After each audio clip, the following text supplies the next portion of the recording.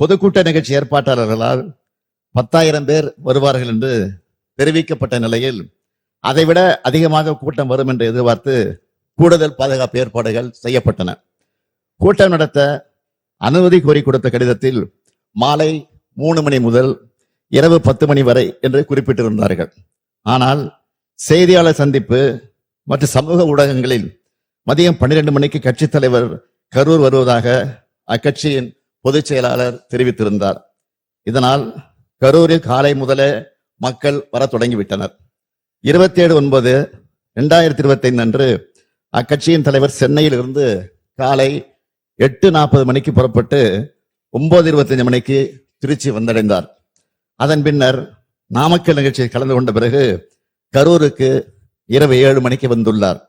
அதாவது அறிவிக்கப்பட்ட 12 மணி கடந்து 7 மணி நேரம் கழித்துதான் வந்தார். இந்த காலதாமதம் கூட்ட நெரிசலுக்கு முக்கிய காரணமாக அமைந்தது.